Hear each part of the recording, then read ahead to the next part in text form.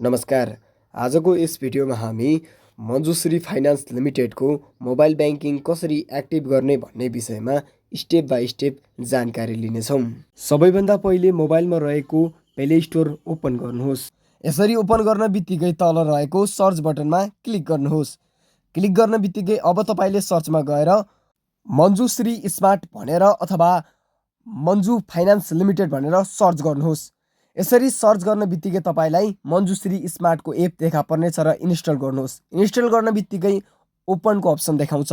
ओपनमा क्लिक गर्नुहोस् र तपाईँलाई फोन कलको पर्मिसन माग्छ र अलाउ गर्नुहोस्। अलाउ गर्न बित्तिकै तपाईँ अब एपभित्र जानुहुनेछ।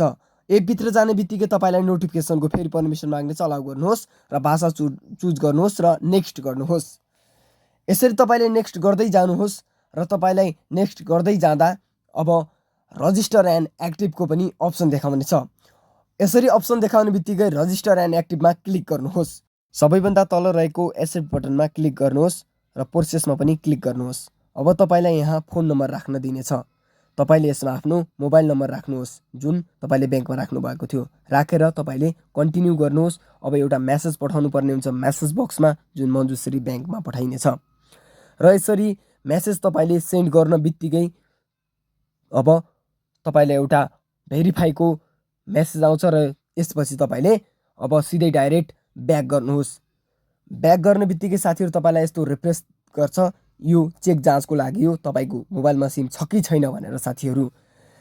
यसपछि तपाईँलाई मोबाइलमा एउटा ओटिपी आउनेछ र त्यो ओटिपी यसमा राखेर तपाईँले कन्टिन्यू गर्नुपर्ने हुन्छ साथीहरू।